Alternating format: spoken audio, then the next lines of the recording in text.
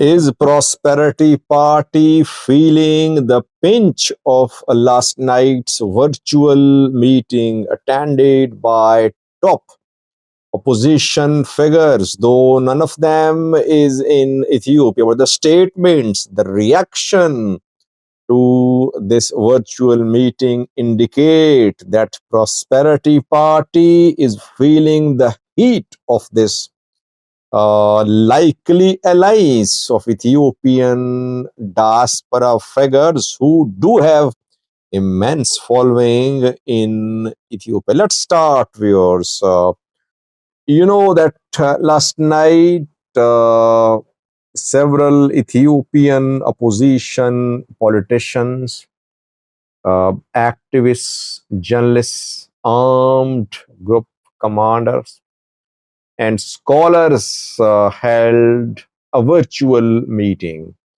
3 hour long virtual meeting was broadcast by several YouTube channels.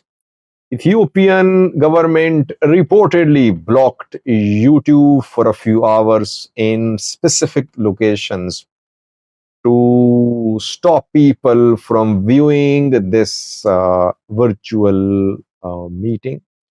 Ethiopian Prime Minister's interview part 4 was also released at the same time last night when this virtual discussion was ongoing. This virtual meeting got over 500,000 views on different YouTube channels. Several YouTube channels showed it. I did not want to show it because I think my views and news should not be a medium, a platform for any particular group in Ethiopia. Yes, I shared the news with you, but I never let my platform be used by any group in Ethiopia inherent in the Horn of Africa. Anyway, several Tigrayan, Oromo, other YouTube channels, Ethioforum, Rayoth Media, and several others, they broadcast this virtual discussion. And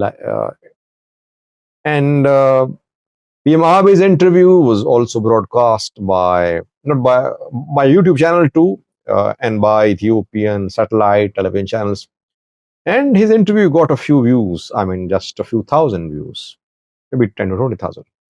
This virtual event got over 500,000 views. Why? Because it was first of its kind.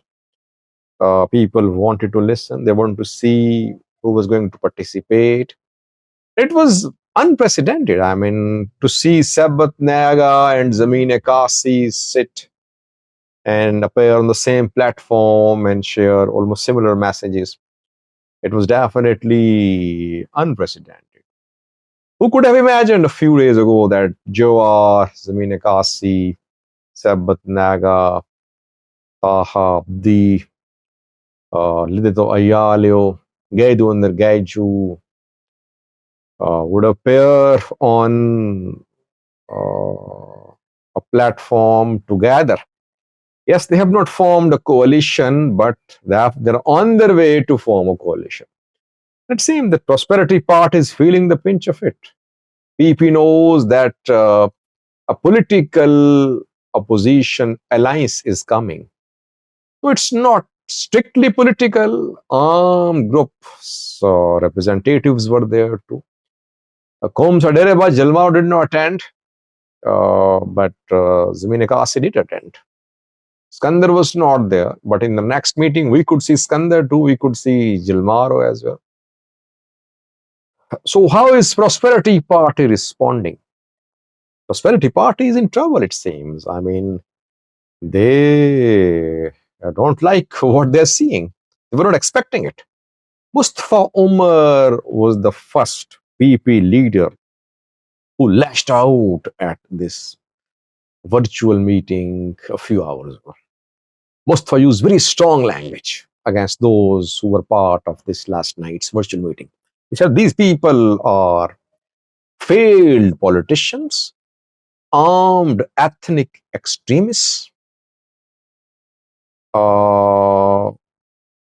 And they, like Sabbath Naga, were pardoned for treason. They committed grave human rights abuses. They tried war in the past. They tried all hateful ideology. They failed. And now this alliance of these interest groups is being launched. Why? Because they resorted to other tactics like use of war, etc. To destabilize Ethiopia. They failed. Now they're trying to show themselves as a peaceful political coalition with their haters. These people are confused. They are desperate. They want to seize power. They cannot find common ground for peaceful political dialogue. And they want to disrupt the harmony, the progress in Ethiopia. But basically, it was a day of media campaign, nothing more than that. This is what Mustafa Omar said. Mustafa was recently accused of having some links with Fano groups. Maybe that is why he was the first to respond. A Fano commander also paired Zamina Kasi. So he's trying to criticize this group, this opposition event to strengthen his loyalty or to prove his loyalty with the Prime Minister. Then we heard from Abene Alimo, who is very vocal against Eritrea. He is a senior agricultural ministry official. He called this virtual meeting a team of gangsters. He said these people like Sabbath and Naga are talking of peace. They are representatives of foreign agents. They are proxies for Eritrea and Egypt. And they will teach us about peace and stability. So the response which we are getting from PP leaders indicates that this yesterday's virtual meeting did hit some nerves. Prosperity Party knows that a political alliance could be formed, and Prosperity Party's hopes of a smooth sail to win the next election could be disrupted, could be obstructed. But a long way to go, by the way. They just appeared on social media channels, sites. They criticize the government. They have one rival, the Prosperity Party, the PM. But can they join hands to work on a common agenda? Yes, I think they'll have to. This is the only option for the Ethiopian opposition to keep their differences aside and agree on common agenda to make the next election free, fair, and transparent. Uh, Zamina Kasi like people are there too who are commanders. So we'll have to wait to see the future of this engagement among Ethiopian opposition figures. Only Zamina Kasi is based in Ethiopia. Almost all others, I think, are based abroad. Even Zamina Kasi might not be in Ethiopia. He might be in a neighboring country. I want to link, I think I should link the statements of Ethiopian Prosperity Party leaders to what Janel Jula said. Birhanu Jula, chief of the Ethiopian military, the field marshal, has been heard saying that the main problems which now are being faced by the country are being created by insiders. These insiders are working in collusion with outsiders. They are working in alliance with Ethiopian enemies. They are conspiring with other countries. I think that all these people who attended this virtual meeting and who are going to they will form an opposition. They'll be painted as Ethiopian enemies. They'll be painted as agents of Egypt, agents of Eritrea.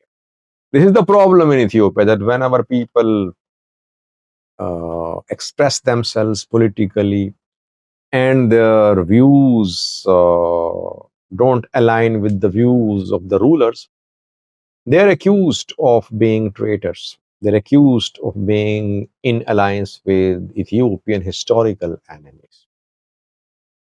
PM Abiy in last night's interview spoke a lot about peaceful expression of views. He said no Ethiopian is in prison for peaceful expression of views. Everyone is allowed to speak in Ethiopia, but when the speakers turn their speech into actions and they say they'll march towards Addis Ababa and they start making plans, only then we take action, which is not right, by the way. Uh, did Taha Dandia march towards Addis Ababa? Did he join Ola? He just criticized Ethiopian PM. Then fake charges were manufactured against him, that he had illegal arms in possession, that he had contacts with armed groups, arrested, released. He went quiet. He was not rearrested. Again, he criticized the government and he called for no confidence vote. Nothing wrong with that. He's a politician. Arrested again. Drop charges, reinstated. So, Prime Minister was definitely not speaking the truth last night. Peaceful expression of dissenting views is not tolerated in Ethiopia. These opposition figures are abroad. They might not be in trouble. Ethiopian government not in a position to bring them back to red warrants. But can they bring about any change? What are their plans? Will they ever enter Ethiopia? They're abroad, but they have support base in Ethiopia. So I'll do a video or live chat in coming hours or coming days about the impact of this virtual event on Ethiopian politics. Thanks for watching.